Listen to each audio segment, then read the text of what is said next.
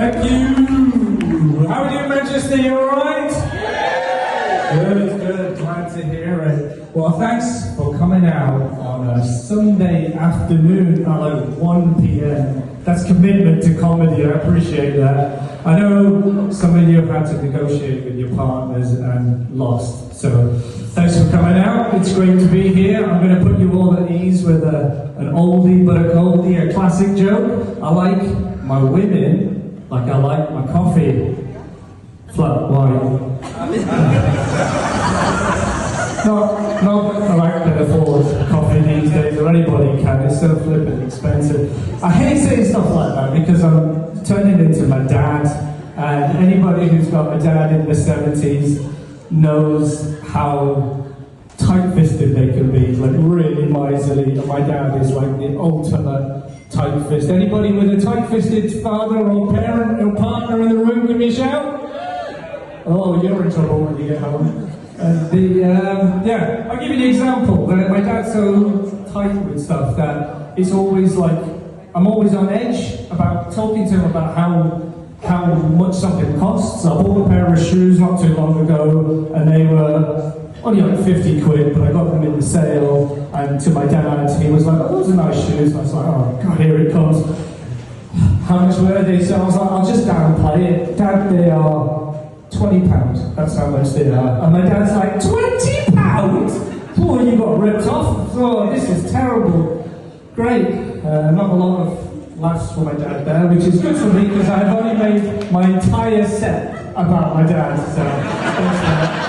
This is terrifying, I must admit. So I'm just telling jokes about what's familiar to me, and my dad being a tight-fisted person, you know, he's just going to come up in everything that I do. His latest obsession with saving money is Lidl. Well, I've never shopped in Lidl. Don't shop anywhere fancy, but Lidl is not somewhere I've been before. But he's been on my case. Like, he just loves it. He brags about the plastic bags. He's like, they're really strong, you can carry, you can use so much stuff in it, they're really big, great dad, what else? And he was like, I tell you what, why don't you just go to Lidl and buy yourself something that you wouldn't normally buy, and if you don't use it, you're not bothered, and it's cheap, and it's great. I was like, okay, so I went to Lidl, and what don't I normally use? So I bought a pack of condoms. Read into that what you will.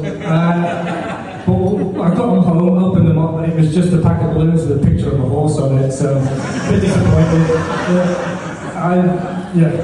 But my dad is he's a danger to everyone, to be honest. Like, he's at that age now where he can't be bothered like holding back. If he doesn't like something, he'll just say it. I said, Dad, I met Johnny in the park the other day. I don't know anybody called Johnny, it was just the first thing that came to my head. I was like, I met Johnny in the park the other day, and my dad was like, oh, I don't like him because of his deficiency. I was like, Dad, what do you mean deficiency? He's like, deficiency. And I'm getting really nervous. I was like, Dad, you can't not like someone because they're deaf. He's like, deaf? No, he's not deaf. I'd like him if he was deaf, but he's got a mullet. I was like, Dad, that's a tough joke to tell when you've made eye contact with the person who's actually got a mullet. It's a tricky thing to pull off. So this is, and then, but he's also, nobody's safe. Like, everybody's under the microscope with my dad. It doesn't matter what it is. I went to see him last week. He was making me a brew, and I could hear him clinking about. And I was like, oh, Dad, by the way, I'm on this health thing. No milk, no sugar in my tea. And he just looked at me with utter disgust. Shall I leave the tea bag out as well, then? Thanks, Dad. But it can be a bit childish as well. He's got that thing in him, you know, when you say something for his benefit, he's going to do the opposite. It's like when you tell your kids to make sure they brush their teeth, and they will go out of their way not to brush their teeth. Last year we went to a wedding in London, and my mum said, I'm not travelling with your dad. So we all went, left him for a day, we went in the car, he's coming on the train the next day, but my mum gave him really, really strict instructions. Your nice suit is hung up on the bedroom door. It's in the suit bag. Bring that with you. Everything else you need is in the nice leather carry-on by the door. Make sure you bring that. So next day, I went to pick him up at the train station, and I'm a little bit nervous because I don't see the suitcase with him. I don't see the bag with with him, and he's wearing like this cheap polyester suit, which I'm worried he's bought from Lidl, if I'm honest. Because everything else he had with him, his underwear and his toothbrush, were in a little bag with him. Brilliant, thanks Dad.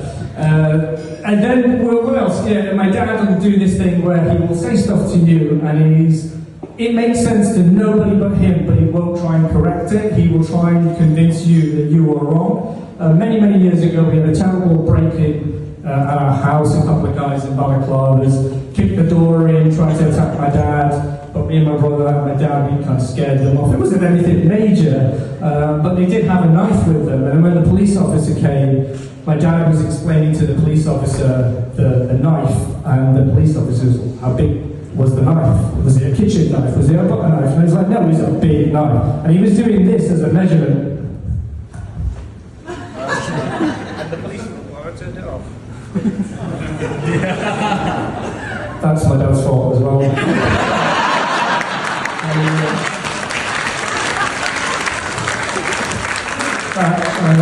And he kept doing that as a measurement, and the police officer was like, I don't get it, can you show me like this? Which is a reasonable, normal way to measure stuff. And after about 5 minutes of begging my dad to like show him like this, my dad went.